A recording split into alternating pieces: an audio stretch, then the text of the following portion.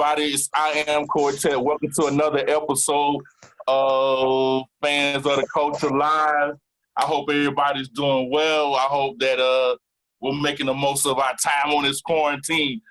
Because if you ain't, we is. You understand me? Listen, tonight's guest is friends of mine, a phenomenal group. Dropped probably one of the best albums, I would say of 2018, finally live in Chicago. Let me introduce to y'all my partners, the exciting Holy Sons. If we had a clap, if we had a budget, we'd be clapping right now.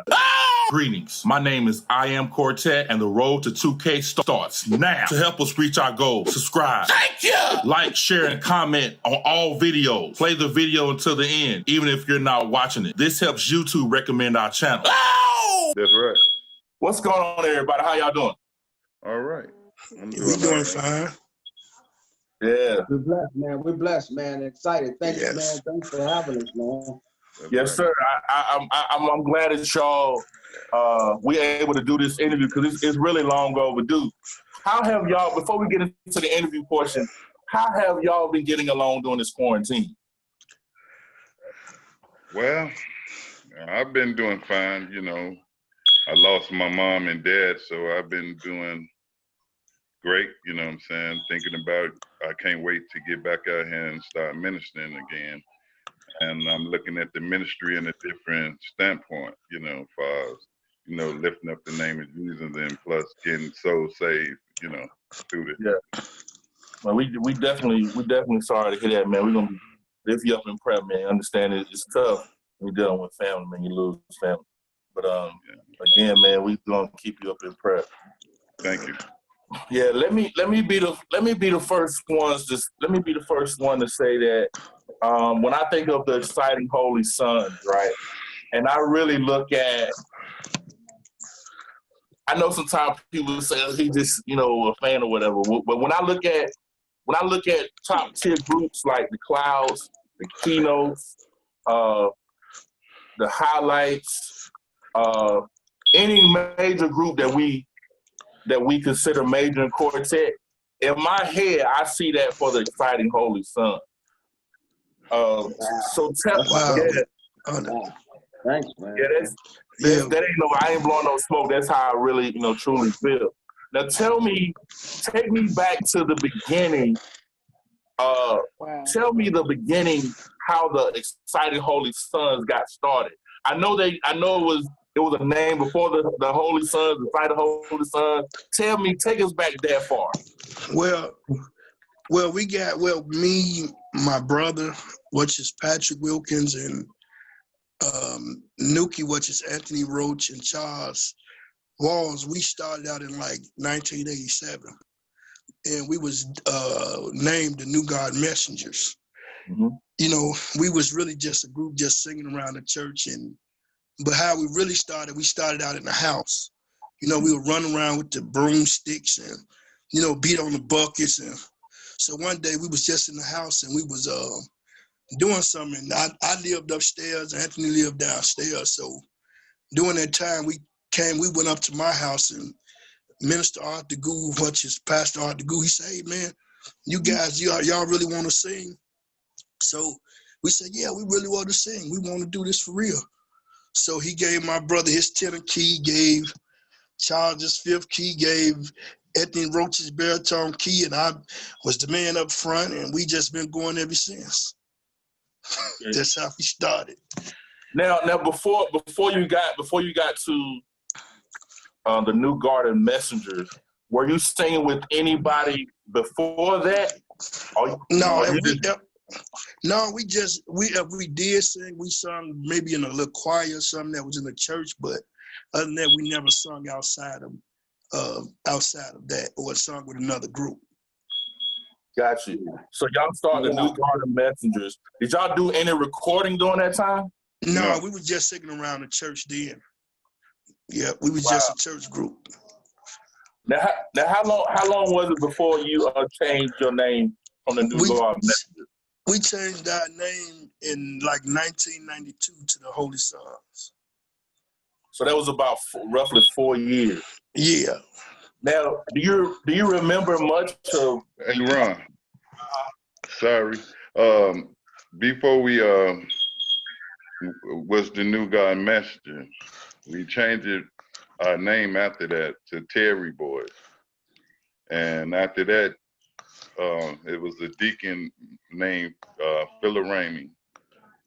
He had took us over after that, and he named us the. What about you? He went in the room in the pastor study and came up with the name. He said, "What do y'all think about Deacon Ramey and the Holy Son?" And we said, "Yeah, that sounds about right." You know what I'm saying? But and then it went to the Exciting Holy Sons after that.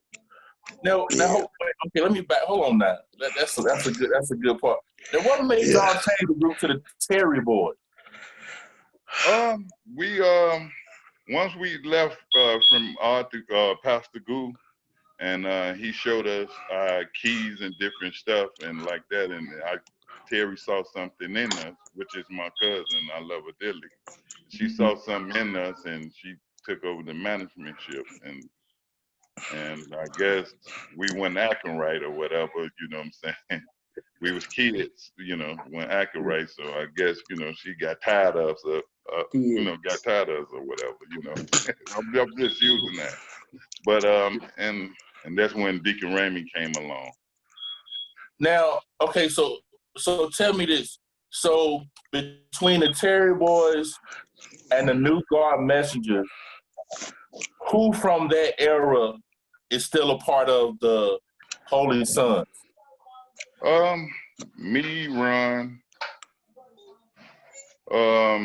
Nuki, which is Anthony Roach, you know, and Isaac Wall, and our drummer, he deceased now, but yeah, they still here. All right. So basically, from '98 to 1994, y'all are running around the west side of Chicago, singing in every church, on every program, and you're just happy to be singing. But one day, y'all decide, you know, the pastor comes out of the pastor study, comes out and says, "Hey man, I got an idea." And then it's the Holy Son. Now tell me, was it just another day in the neighborhood, or was it something that just sparked in you, or was just more of the same of the same old singing and traveling business? You know what I mean? Well, you can answer that, Ron. Let me answer that. Actually, the basis of the group stem from a very strong tradition of quartet in our family. There were many different generations of quartet that was already existing. My mom, which is their older cousins, Ron and Auntie, they had a group called the Avenizers, actually, and when the main writer for the Avenizers, who we really looked at, we idolized as children, actually is Pastor Sherman Howland. He was the writer, the music composer, the MD for them. And so then there was other groups that came after that. That was our group. And here's the funny part, is that two generations of quartet in the Holy Sons now. Because me, J Love, and the big guy, Pappy, or UL, if you know about UL Holland, the one that's the tenor. The other one was we had a group called the Clouds of Harmony. And so, we had a group, and we were singing together. And then, so it was kind of, spent off. After I had taught those guys, I realized that those guys had such a heart for quartet, and they were so young that it was easy for me to just take them and kind of mold them to, the idea of becoming professionals. And so I just sold a lot of things in them, and I just started writing exclusively for them and kind of start patterning them and preparing them for professionalism. Yeah, okay, that's interesting. Now, who would you say during that time was probably like y'all biggest influence? Oh man! Wow. I just mentioned the Alkalizers, man. That's a hard call right there. Yeah, they were the foundation, and of course we had. I mean, man, when I tell you Quartet is so rich in their family, it's crazy how rich it is. Like we got other family members like the Skinners, Jerry Travelers. Those guys were killing back in the Bo. day. You know? Bo. Yeah. I want to add to that because when he asked about what was some of the groups that influenced, I know one group I can think that caused us when we was the Clouds of Harmony to sing high was Doc and the Heavenly Band because they was one of the highest singing groups back then. Oh, you Chicago Trailblazers. Yeah. All of that. It was again a rich family, our family, and of course Chicago Quartet back in the day. But man, you know, if you came to Chicago, you had to be right. We had some heavy history. You had to be right, huh? You had to be right. Hey man, I'm telling you, man, we had some people, man, you know, back in the day that was just beyond extraordinary. So we just had such a strong influence, so many strong influences. So it just kind of helped us become, you know, more room to be where we are now. So that's how that worked. All right, now so okay, now we not in 92. Now y'all become the Holy Sons. Did y'all release a project during that time? I know the Quartet Boys project. I know the Ride with Jesus project, but did y'all have a project before then? Yeah. Prayer's the Key. Prayer's the Key. Now who put that out? We Love Gospel Records. Pastor Robert L. Moore. How did y'all connect with him?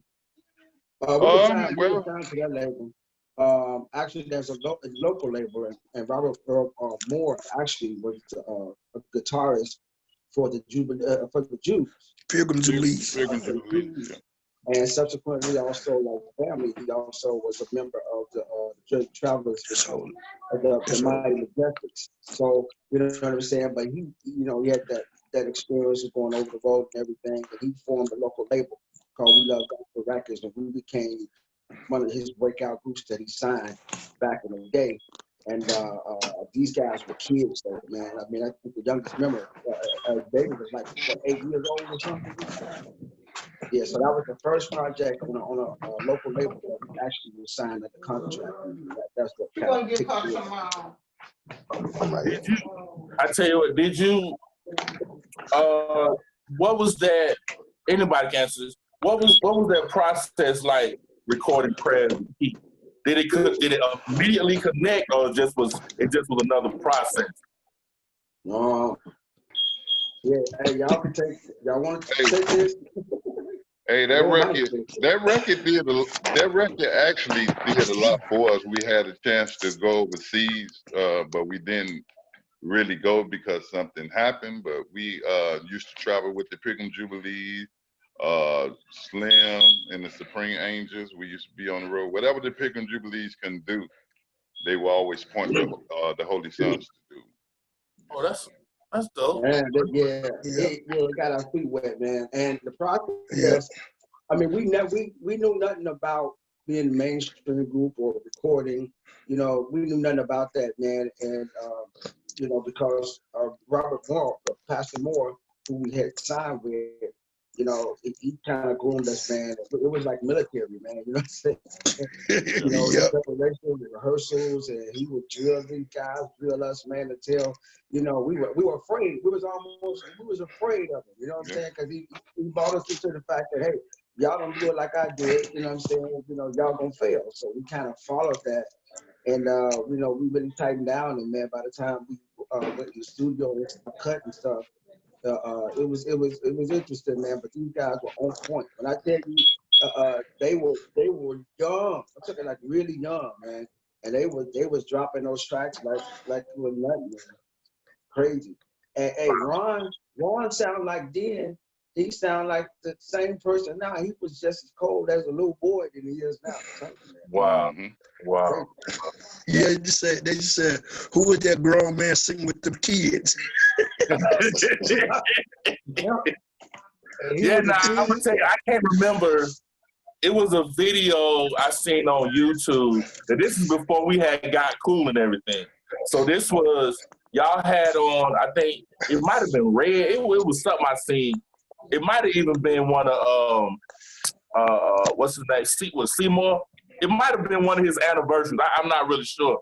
But I seen y'all, man, and y'all was like, this was on YouTube now, and this is way before we got tight. I was like, who in the world is these guys, man? You know, that's why sometimes I look back at who I was now and how I think, and when I'm like kind of talking to y'all and we have a relationship, it kind of blows my mind because like we now have generally the same purpose, and that's really to obviously the what we stand for, the message, but beyond that, we just trying to represent a style of music or culture of music that maybe people have forgotten, but it's still relevant to us. Now, so that was it. So Prayer is the Key came out in '96, right? Yeah. Yeah. Now, y'all spent did y'all release any project before y'all start dealing with Quartet Boys record? Well, nationally, that was the record that we did. A few of them. Yeah, we did. But they weren't. We did. Remember Me? They weren't on any labels. They were just like they were more like we were processing of just doing some sort of independent release. We still kind of revisited it, going back with or more. I think he did some executive producing of some other songs that we did at the same time, but we were not on. We left gospel records anymore. So we did a few things that we never really did a national or release it on before we got the. Okay, got it. So were y'all now prior to who would generally? I know y'all said the Pilgrim Jubilee took y'all a couple places and running around with Slim and on they, but who did y'all as far as in your area, as far as other groups, who did y'all like work with to kind of keep the momentum moving? You know how groups always have that one group or series of groups where they always keep things moving, keeping everybody's name out there. I'll let y'all. I don't know how to answer that. Me either. I don't know. I mean, I'd have to say some of the groups, like I mentioned before, like the Mighty Majestics, they always kind of set the bar. You know what I mean? And so we tried to make sure that we stay relevant, or it almost was like a low sense of competition, but not really because we're family. But it was more like we want to make sure we stay on edge, or either we stay at the same level or above. You know what I mean? Those local groups at home. You know what I'm saying? And that's really kind of like what we really. It was kind of the drive, and they're just trying to maintain that that can keep that grips tight. You know what I mean? And because after we released that first album, there was a lot of pressure on us because we blazed the trail in Chicago as like one of the first young groups that really kind of broke the door down and moved to another status of professional quartet. And so we had to always be trying to reinvent ourselves. So actually, really, we was our own motivation. I got you know what I mean? Yeah, we became our own motivation because a lot of people expected a lot out of us. You know what I mean? So it's like, so many groups, you'll be surprised of a lot of quartet. And I'm going to tell you, this is going to trip you out. Even down to the Victory Strivers, like a lot of their members now, none of them would have been singing quartet except for the Holy Song. Right. We don't want a lot of those guys sing quartet. I'm talking from the lead singer to the background line. Those guys used to literally run everywhere we went just to see what we were doing, and we influenced a lot of them, and that's why they do quartet. Hey, I'm gonna tell you something too. Because I think, listen, I love the tech, but I like to base stuff on skill too. But what I will say though, I remember Miss Terry. She had told me about the Douglas singers. She used to tell me about a certain group, But I'm gonna tell you, the couple times I went to the Ecclesia and I saw y'all, Posse, and then I came back and seen the Douglas Singers. Like I always say that, like I don't know, it's weird, but like y'all move together, but everybody has a different level of like energy, a high standard of like pulling off whatever you know what I'm saying? Like that's like crazy to me, man. It's crazy to me. Like I literally I had flew down, so when I came back, I was telling everybody, I said, yo, man, Chicago is like, I wouldn't even want to stay. I wouldn't even want to be around y'all if I couldn't even operate at that level. I'll just sit down, man. No offense. I'll just sing like on the male chorus, like, you know, the one we don't want to do nothing, we just want to, you know what I'm saying? That's all I would do, man. I wouldn't dare. But a lot of y'all are phenomenal, man. Like that's why I'm like, I look at the Chicago sound, and I know some people, you know, they stay outside of Chicago. I get all that, but I look at the sound really specific to like the mid. I don't even though I know it's Midwest, I kind of consider the sound of Chicago. What I hear on the surrounding group, I almost consider that a different sound from the total sound of the Midwest. Wow. Yeah. I'm telling you, I listen a lot, and I know, and that's my first time really sharing that. But I really, that's why you hear a lot of Chicago music all the time. That like, especially like when I go live. But listen, so y'all dropped 96. Y'all dropped Prayers the Key. 2008, y'all dropped Ride with Jesus. Now, I want to ask, Mr. Jerry on here? Yeah, I'm here if y'all can hear me. Yeah, we can hear you. I can hear you. Hey, so tell me this.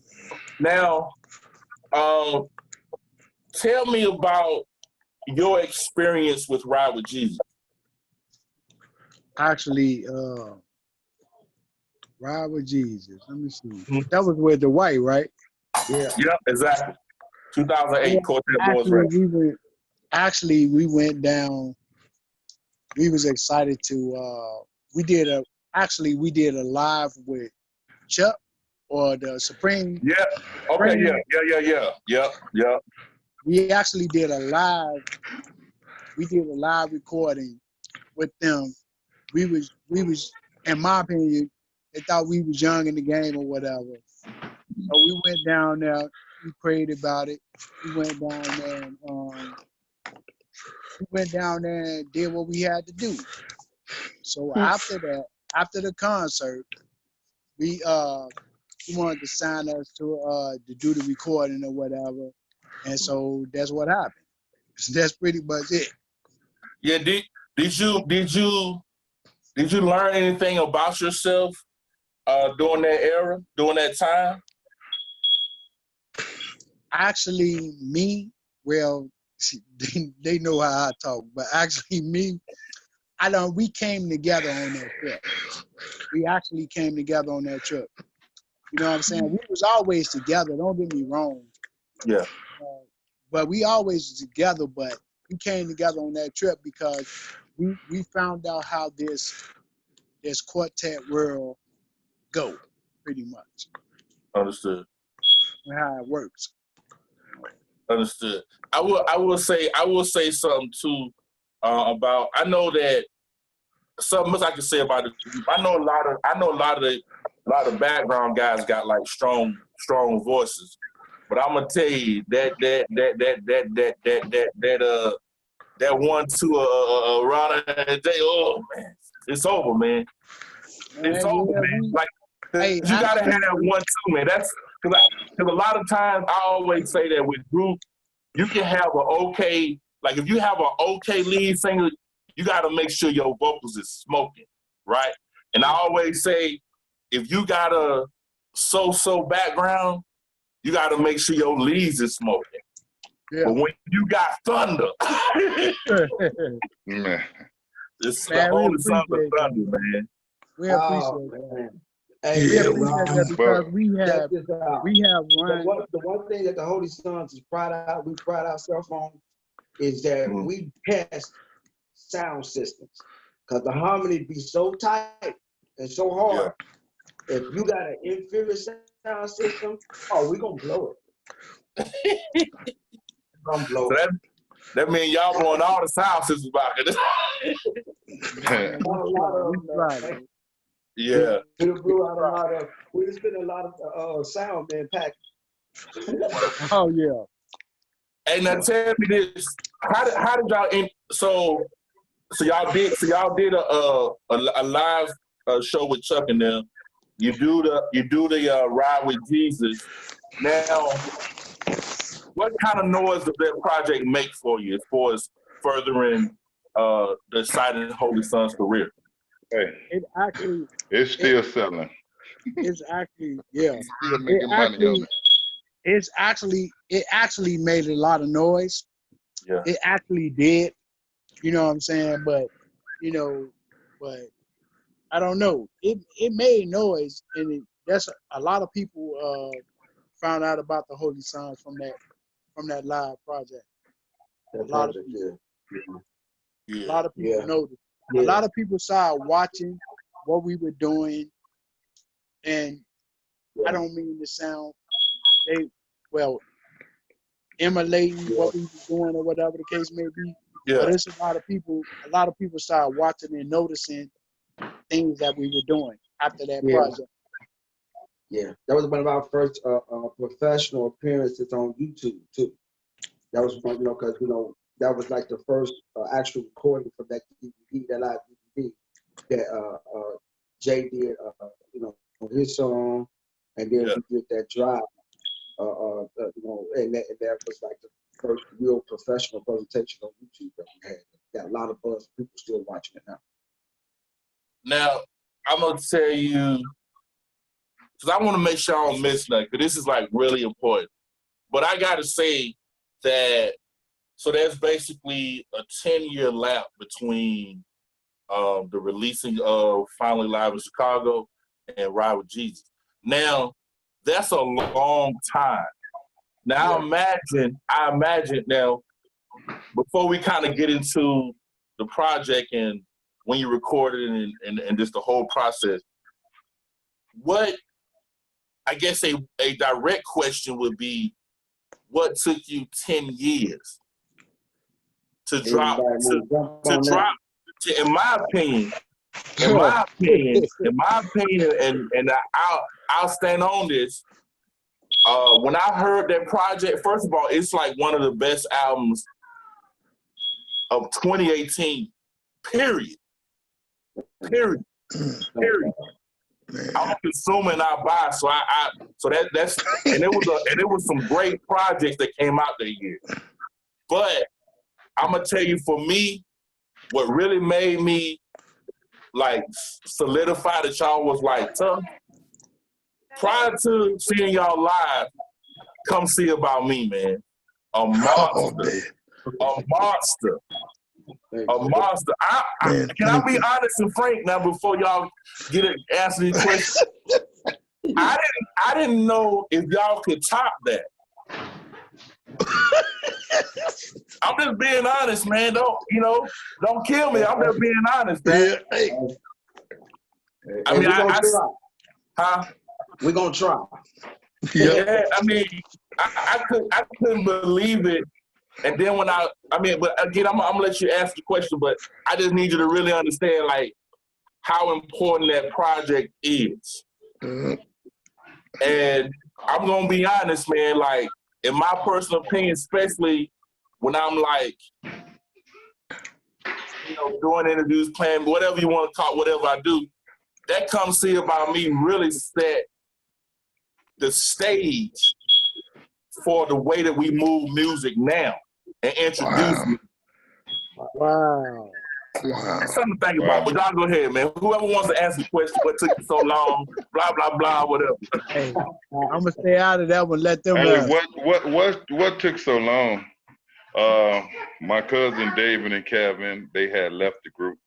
or whatever before this Yeah. album came. Yeah. Because they was on Ride with Jesus CD, and we was rebuilding. You know what I'm saying? Getting everybody ready, to go out and do it like we used to do it. Because that's what took so long for this album. Yeah. There was a David lot and of Calvin. Yeah, David and Calvin was a transition period because they were original members. They originally all started together, and then they had a management transfer. So all of that was going on at the same time, and so along with the rebuilding, as Charles said, we had to rebuild from a management stage standpoint and a presentation standpoint. So they had to redefine and regroup themselves to be able to solidify their new sound, basically, and move from there. So and it took that amount of time for them to. I don't believe it should have took that amount of time, but for them to have the confidence in themselves that they still could do. They still could do it. But, and that's where I came in and convincing them that I have faith in you all, and you all still can do this. So that's how I introduced myself back into the group, just trying to be a motivator, that they still could do this, even though, Kevin and David was a tremendous loss. But with adding of Happy and Jay, they still could do this. And now Stefan. So now they redeveloped their sound, and now you have the current Holy Song. Right.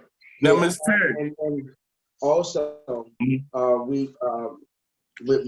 structured. It took some time for us to get out of the mode of normal quartet groups, expecting a Cinderella story. Looking for a major label to sign us. Everybody covered their mouth. The major artists that were signed by Monaco. That was our idea before, and until we realized that God's purpose for this ministry wasn't to be stuck into the industry where we cubby hole, but literally to do things independently. So we, along with our first lady, and manager Terry, she convinced us that we could really do this on our own and be successful. And so from that point, we just started, we hooked up the trailer and started pulling in that direction, and that's how we got there. Now, Ms. Terry, let me ask Ms. Terry something. Now, let me tell you something. Management is a tricky thing because in quartet, we want the manager to book us. We wanted to do this and do that. And, as you become more and more exposed, you learn different things. You kind of learn different little skills there. Now, with Ms. Terry, I don't know, Ms. Terry, how long have you been managing the Holy Sons? And what makes you, stay on them, Because, I can tell, they have they have a high level. I'm talking about, they literally have a lot of look at everybody on the call. Hey. Yeah. I believe I was managing them when we went down to Louisiana for the Ride with Jesus. So I started with them right before that, I would say. When they went down for the Ride with Jesus. And how that came about, we got invited to Houston to do a showcase. And at the showcase is how we got hooked up with Darrell Hobby. He was working for Quartet Boys. And the Holy Sons won that showcase. And so as a part of that showcase, that's how Quartet Boys was involved. And that's how we got introduced to Quartet Boys. But then they came up with the idea to do this Live in Louisiana video. And as they said before, they thought, Chicago, these are the new kids on the block. They was just going to be, whatever.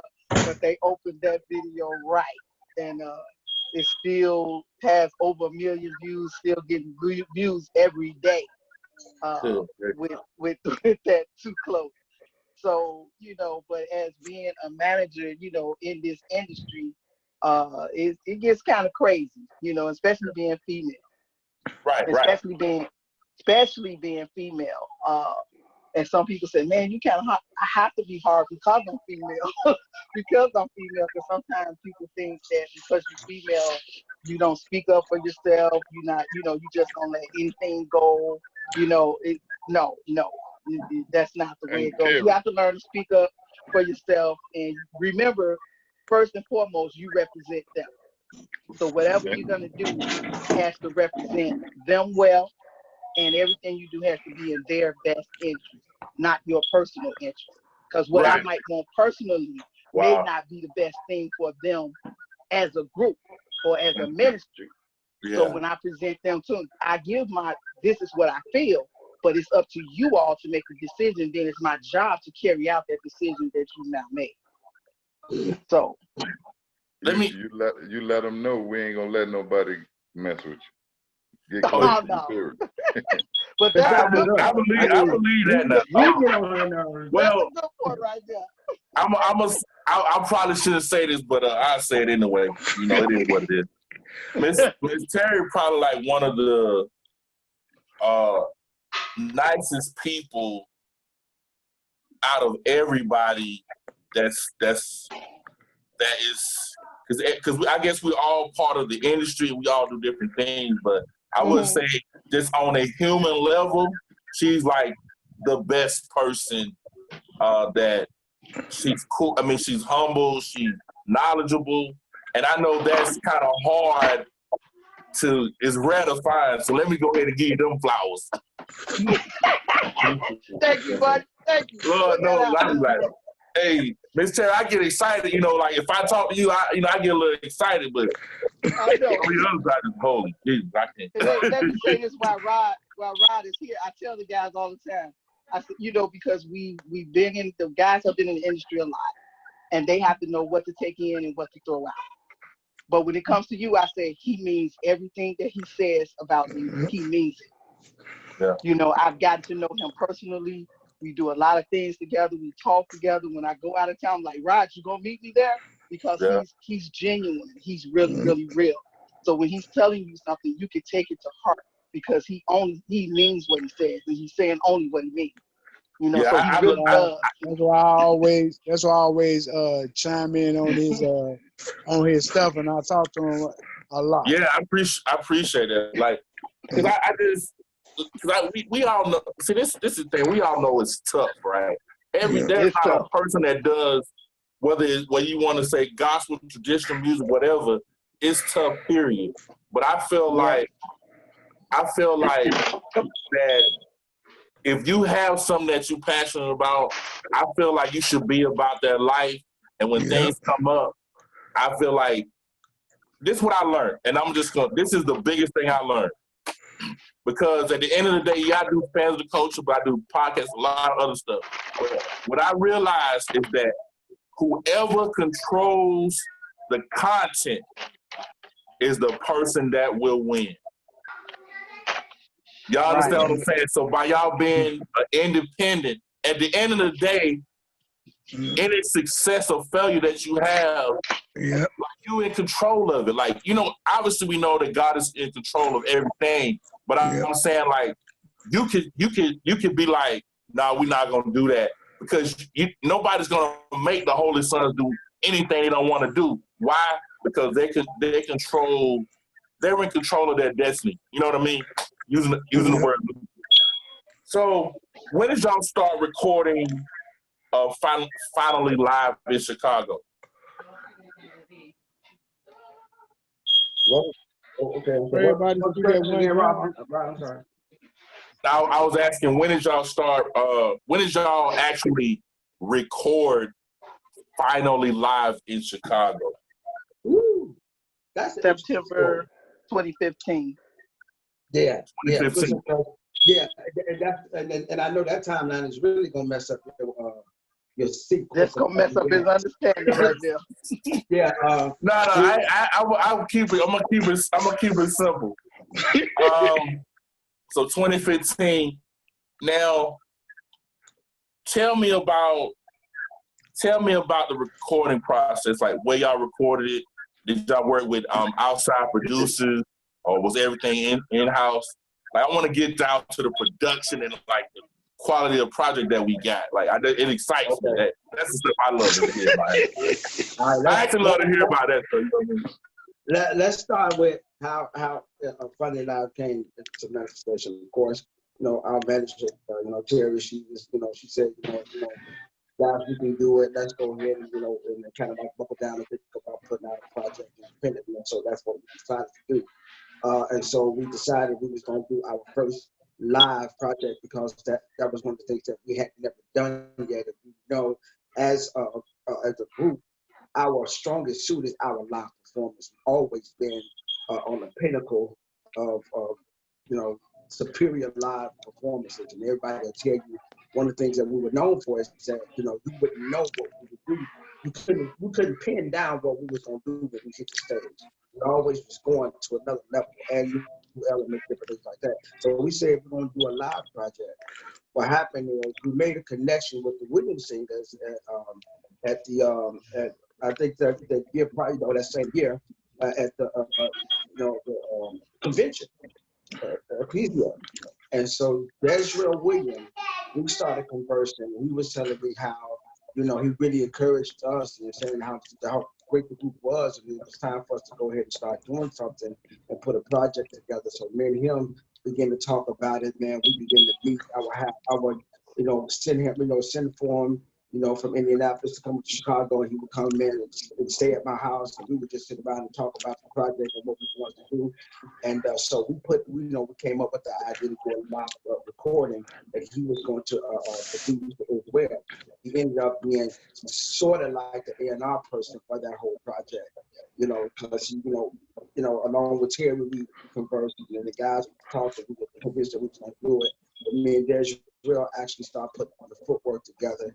And once we did that, we started on the process of rehearsing for the live project. We started rehearsing, and he was there. I would bring him in from Indianapolis. He would come in the city and what else, and he would, critique and make adjustments and tell us some of the things that we need to do. And so we prepared for it.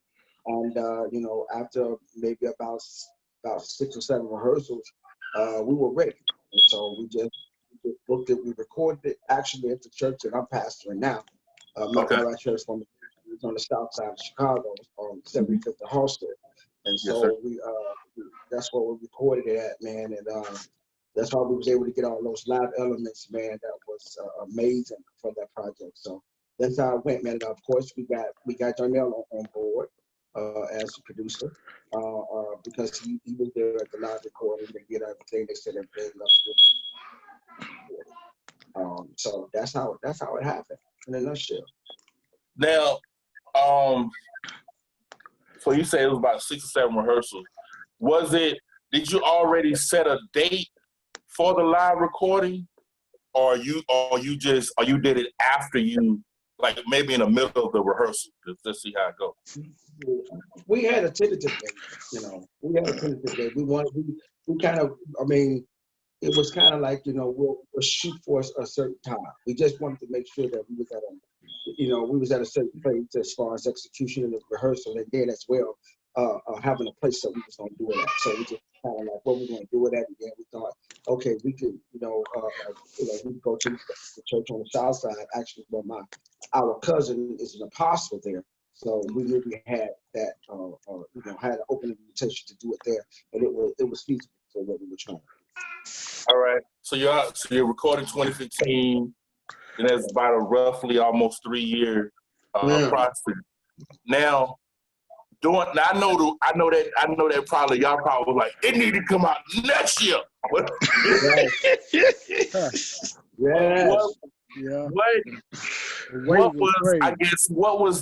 made y'all kind of, I know y'all like, obviously probably but what made y'all like just stick to I guess the 2018 release, or was just something that you just went with the flow, and just whenever it was ready, it was just ready? Oh man, well, let me say this. I meet being the executive producer of the project. That means, I was in charge of making sure the project, came out, make sure it got completed, make sure all of the process of completion and finishing touches and everything, it was my responsibility. When I tell you I called it from my guys, when I tell you they kicked my butt, man, when this project gonna come out? What's going on? Oh, I got beat up. They beat me up, but I had to tell them, hey guys, be patient. I know it's tough. Things are not like going the way we scheduled to go. So I kind of had to take a lot of flack from the guys, and I understood because it was a long wait. But I knew, and I also knew that the end result would be what it is now. So I had to kind of take a lot of that and just try to keep the guys focused. But it was a long process. I had to, me and Darnell, we was conversing back and forth. We were doing everything, correspondence through email. We were finishing up tracks and stuff through email. Then we eventually had to go down to Indianapolis, play the vocals. Everything was a process. There were some things that we had to correct. There was some timing issues.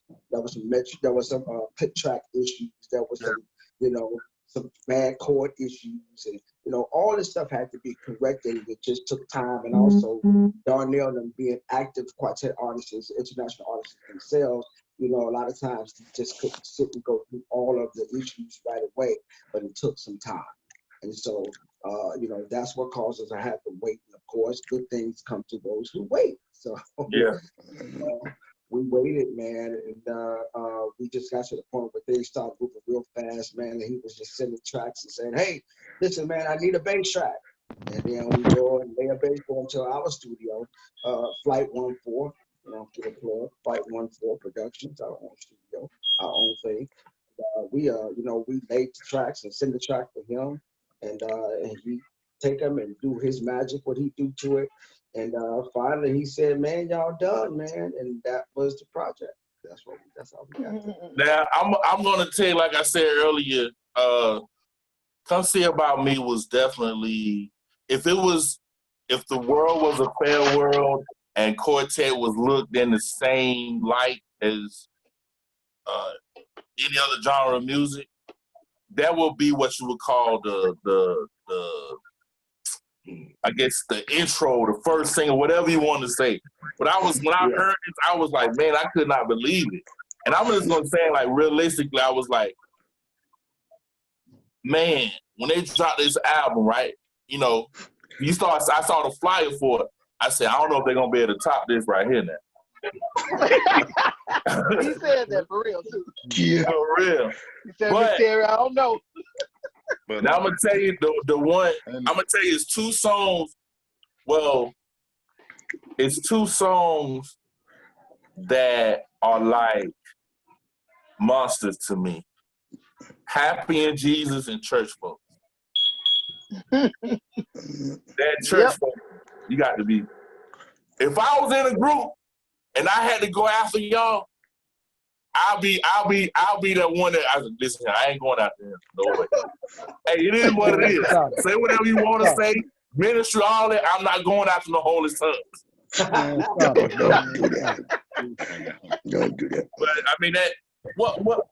Once y'all finally dropped it, what was your mindset, bro? Was you like, oh, they ain't ready for this here? yeah, that's basically what it was. Man, I had played it. The first, when they first heard the CD in its entirety before it's released, I wish I had captured the look on their faces. Man, that would have been classic. Because it sounds so. What was so good about it? It's so true to them. You know how you hear a lot of CDs and it be a lot of this extra stuff on the voices and all of that stuff. But this was true to them. It was true to their sound. It was true, everything about it. Their harmonies are true and they're pure. So when they heard it for the first time, if I could have just took the camera and just scanned the room, what their face was like, it was like unbelievable. It wasn't like they recorded before, but this was just like, oh my God. I can imagine. I can imagine. Yeah, man. Yeah, big ups to Darnell, man. Darnell is a genius. The one thing I love about Darnell, man, is that he's the type of producer that knows how to capture the essence of a particular artist, the greatness of that artist. And he accentuated on the greatness of this group, man, to the point that we know how we sound. And we agree that we have, you know, great harmonies and really great, you know, vocal abilities, but to actually hear that on somebody capture that and be able to give us something to be able to let somebody else hear it, we were all floored, man. I mean, we were the only thing we could say is, man, we got something. We got something. So we got something. Yep. And you know, my thing is, you know, I like recording in studios or whatever. Yeah. But to me, the Holy Sons, you're gonna get the best Holy Sons live. Yeah. Yeah. That's just my opinion. Yep. You go get us at our best. Yeah. Whatever state, whatever city, it don't even matter. You go get us recording in the studio. Me, myself, personally, and they'll tell you, I don't like the way I sound in the studio. Okay. To me, I sound bad. But when we sing live and all of us together on point, you're gonna get us at our best. So that's where that's why I love the live recording experience, because we coming. Yeah. We coming, bro. See, that's what I'm gonna tell you. Now this I want to get these quiet ones, Christopher and Nuki, man, because these cats ain't saying nothing. What y'all at, man? Hey, look, I'm putting the camera on y'all too, man. Look, let me tell you something, man. I want y'all to see my face when I say. I want y'all to see my face. When I need to know y'all two reactions when you heard this project in its entirety, man. Come on, Christopher, go on with it, man. Unmute the phone and tell me. You can tell me what up, man. I know y'all got something on it, man. I mean, I guess I was you rubbing your chest, man. You rubbing your chest. Yeah, you are.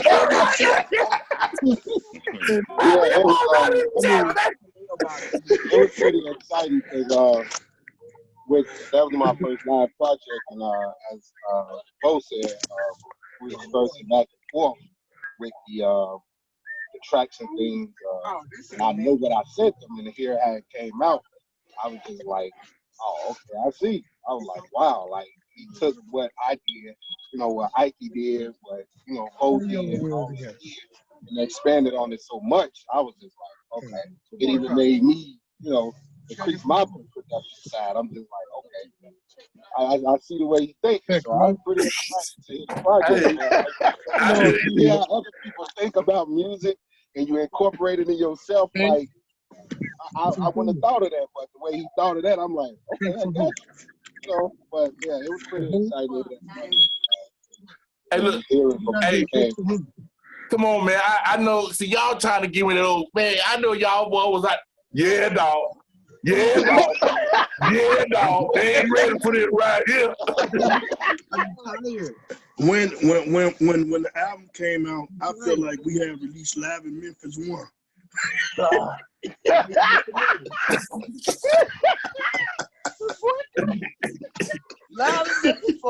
look. Hey, I'm gonna tell y'all something. I said I can't. I just left it at, because I'm telling you, the last time, in my personal opinion, that Quartet had an album that was like relevant, like 2014, I think it was either 13, 14, that was like when you got the Alabama Girls, Roy, you know, that was a good time, Sean, that was a great time for like Quartet, like during that year, 13, 14, right? Maybe even 12. When I heard this album, I literally thought I was reliving that 12, 13, 14 time span. Wow. And look at the level of, now look, the one thing you can't say about Malico, they always put out really good projects. Yep. Like, that's what I thought about when I said, man, who is that? Like, and I was excited, man. I was really excited. I had to downplay my excitement too, because I know how people is. Because they always want to, whenever you want to like express how much you love Quartet or how much you love a group, how much you love an album, they like to try to dampen your emotion with something extremely deep. And I can't take that, man. I can't. See, I mess around and say, man, I ain't trying to hear nothing you saying. This is a great project. You know what I'm saying? But you know what, Rod? The Williams singers were really, really excited themselves. Wow. The excitement level that they had, it was like Donnell used to just like inbox me in the middle of the night, you know, like tell the guys don't forget this. And Miss Terry, you know, get this keyboard, you know, and use them stems and use them all the time. Use what you gotta use, you know. You know, he not only was he the producer, he's still on as an advisor, you know, like he calls, he checks in and he, you know, makes sure, you know, he's like, this when you get on stage, make sure, you know, tell the guys if they need me, you know, I'll do this and that. And he's still that way. And he was that way. He's still that way. He's still doing it. Yeah, that's hey, I'm telling you, that's another one. What's the live, not the first live that the Williams singers did, but this last one. The one with the one that, man, you can call it the greatest season you want. Like the one they did with Blackberry, right? So that's what I'm saying. Like that album is in line, like y'all album is in line with the quality. Y'all album is in line with that album, in line with Sean Brown's debut album on Balaco, in line with the Alabama Girls, in line with Roy's first. Like I'm talking about the level. I'm telling you, man, I listen to too much to be saying some stuff that ain't real. You feel what I'm saying? Wow. That's right. Yeah.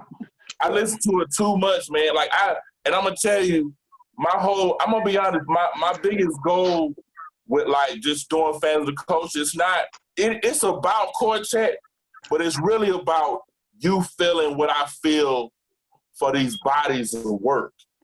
Yeah. Like if I say, it doesn't matter. If I say Posse, if I say the Midwest is where it's at, right? And I name all these groups, Mixin, the Holy Sons, God's Posse, what's the other group with the young guy?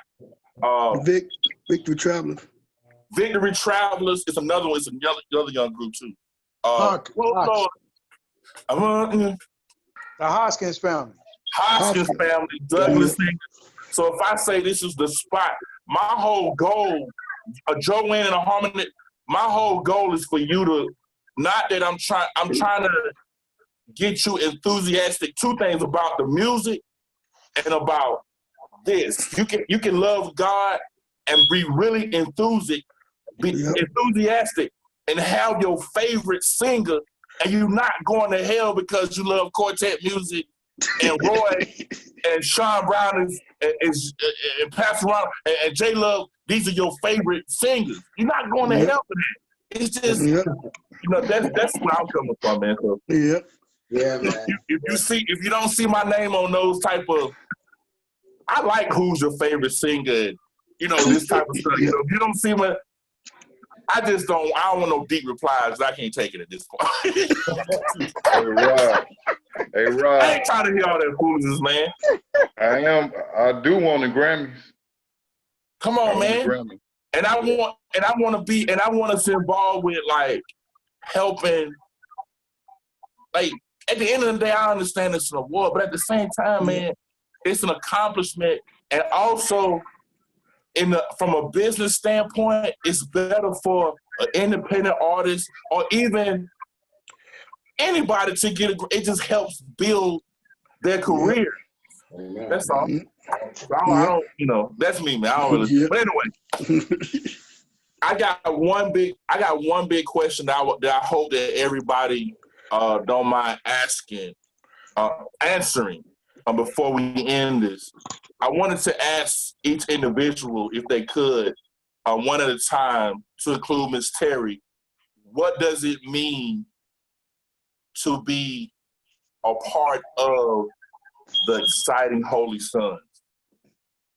Well, I go first since I've been doing it anyway. Family, family of you know, because we're all family, we're all blood related, and just being a part of a nucleus of guys that have the same goals, same mindset, that's willing to share our gifts and our anointings for the lifting up the body of Christ, and just being able to grow together, man, and just being able to have those times where we actually see what happens to a group of people, or audience, man, when we perform or when we minister at our greatest level, man. We've gotten reports that people, man, have gotten healed when we were singing. We got reports that people that was on drugs, they heard our project, even the old project, and they decided to get clean and give their life to the Lord, man. So just being a part of a group of guys, man, that's family and that's anointed and powerful, you know, it means the world to me. You know, even though, you know, I'm passionate actively and very active at this point, you know, so some of the things I'm not able to be with them all the time, but when we together, it's that same family, man. It's just camaraderie, you know. When we're on the road, it's a vacation.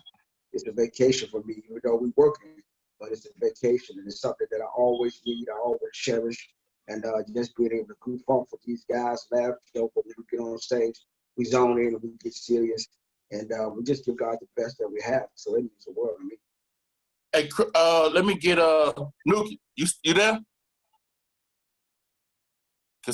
You there? Hit your mute button.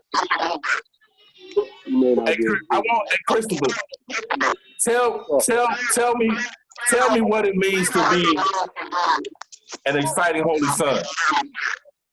I mean, it's in the name, man.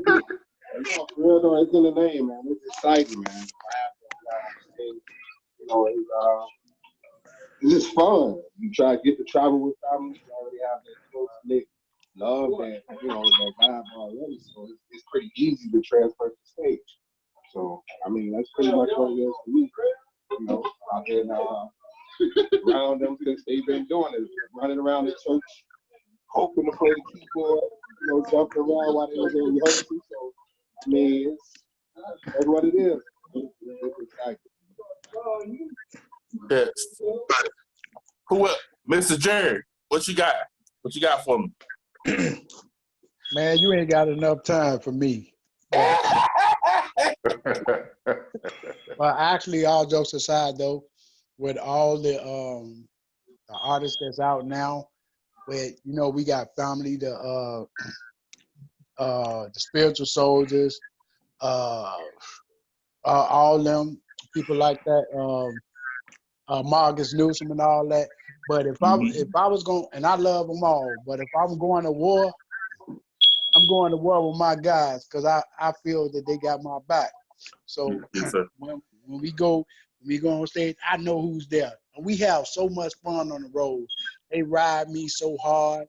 They talking about they gonna push me up in a wheelchair, all that. Yeah. I mean, so it's like, I know that they got my back, though. I know that they got it. And I always pray. When I meditate, I was like, I can't let these guys down. So I don't care what happened. I can't let these guys down. And the more pressure, to be honest, the more pressure out there, the better we perform. I would say, not perform, I'm talking about sing. I understand. Yeah. The more pressure is out there. Man, you dump that house, if we got to come back, hey, it is what it is. We come back. Talk that talk. That's my pick. And I love, that's just me. Ain't nobody else gonna say it like that, but that's just me. And you know, we talk, so that's how I talk. But exactly. if I had to pick somebody, even though they get on my last nerves, but if I had to pick somebody to go to war with, it'd be the Holy Sons. Why? Because we family, not so much. We grew up together in church and all that stuff. So that's my biggest experience as far as them. I'm gonna say something, because I think I am kind of quiet, but yes, sir. I enjoy most when people talk about how humble we are and how they don't hear bad things about us. And when we sing, they know that we real. They can feel what we sing. It's just not a front. It's real. And I like that the most when I see somebody on the sideline, they be like, you know what? You ain't gonna catch the Holy Sons doing certain things that other groups do. And I'm not boasting. I'm not saying we perfect. All I'm saying is, not only do we just sing, but we sing and we live what we sing. And so you have to let people know. And people's gonna judge you. They watch you and see how you live and what you do. And I love the fact that I don't hear negativity about the group. Only negativity I hear about is how they don't like the fact that we sing's pretty good.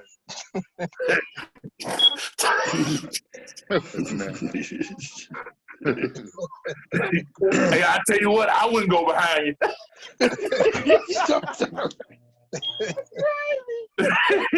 I'm just gonna keep it real, you know what I'm saying? You know, it's whatever.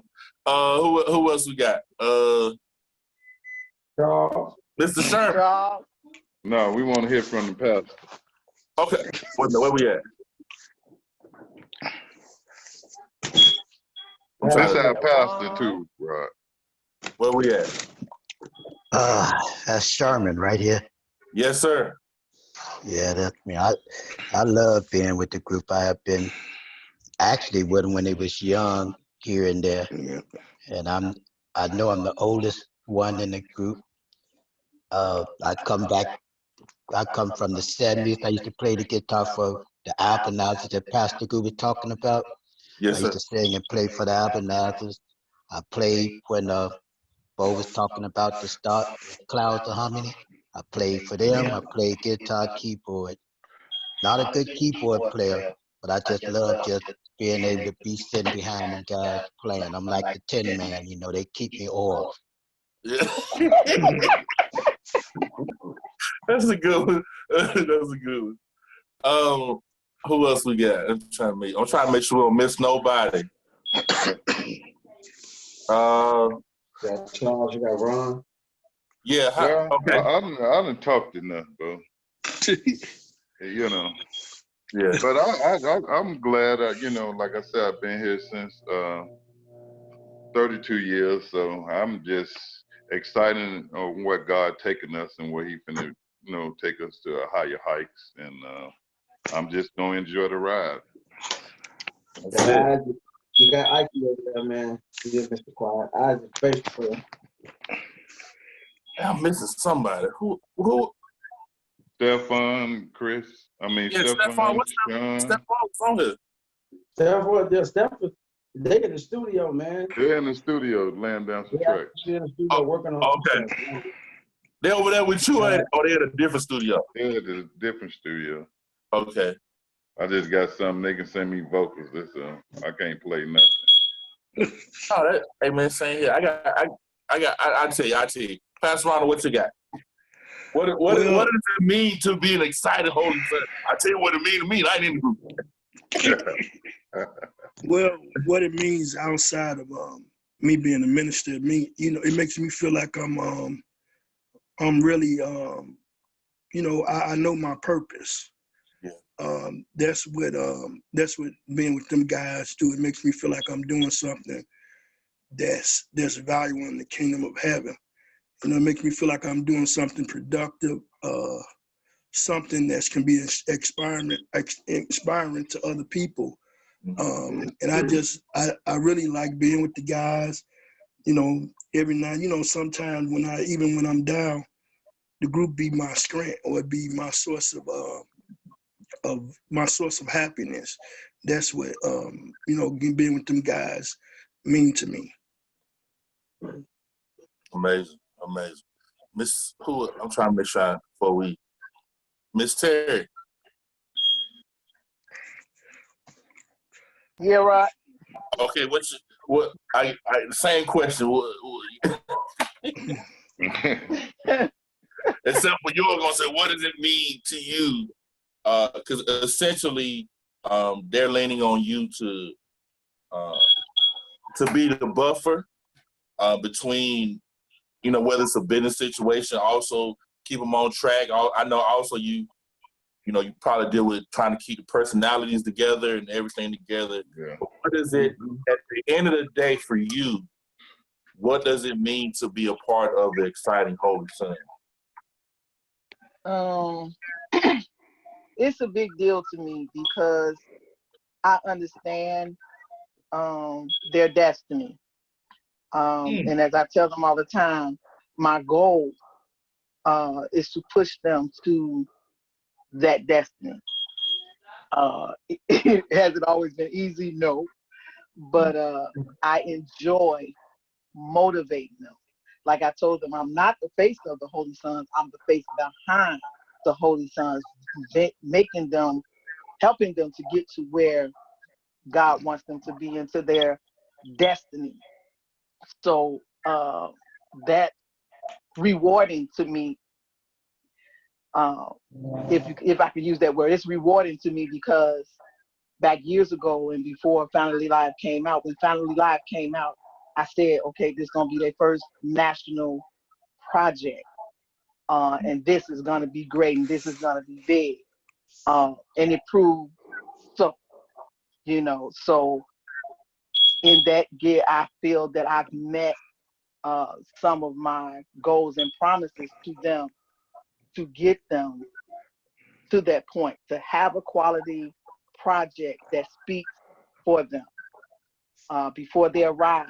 That project can speak in places that they have never been yet, to make sure that it was quality and that they can follow up that quality once they enter the stage. So it's a big deal to be part of such a ministry of the Holy Son because it's also holding up a family legacy. I felt that there's a lot of our family that counted on us and depended on us to bring this dream of their granddad, my father-in-law, to fruition and make it a reality.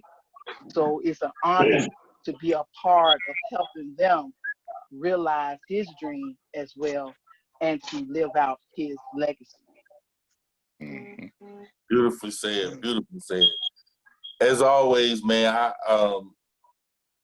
if there's one takeaway I want people to kind of take away from the side of Holy Son, legacy, story, whatever words you want to use,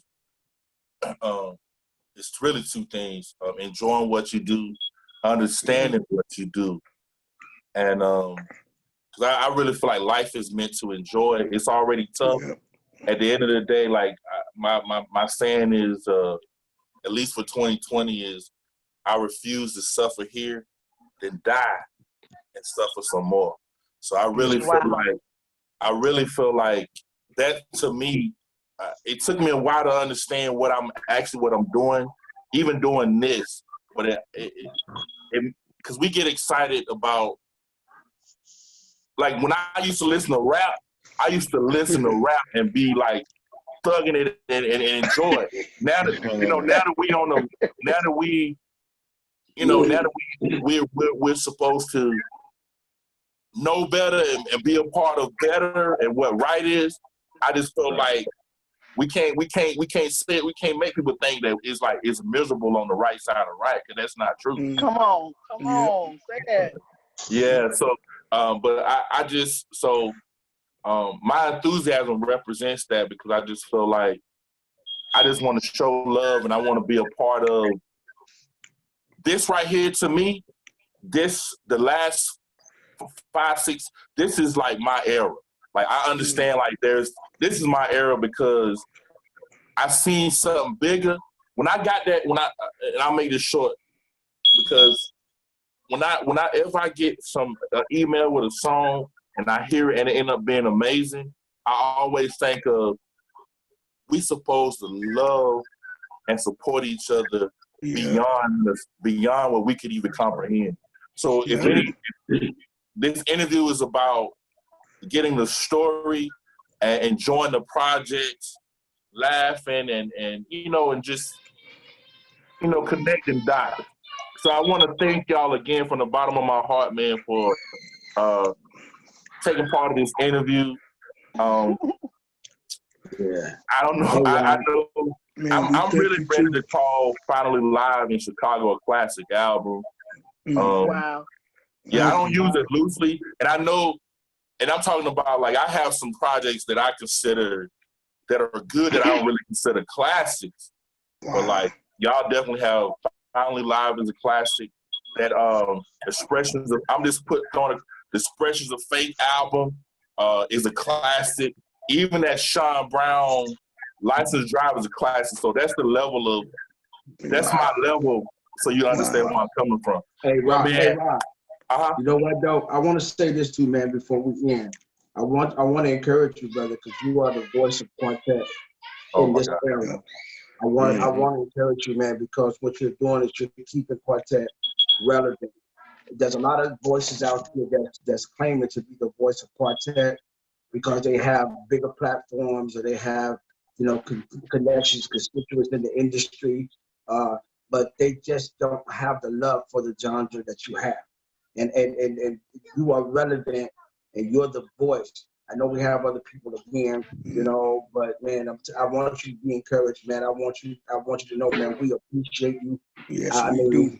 And when you talk about Quartet, you make other people want to love Quartet. And it's one thing to critique Quartet, and one thing to say you represent it, but it's another thing to show your heart for Quartet. When people see your heart, they gravitate to it. And the mere fact that you've embraced us, man, like that, and really giving us this time for, I don't know if you understand what you're doing for the Holy Sons right now. But you really helping us too, as well. Oh, man. yeah.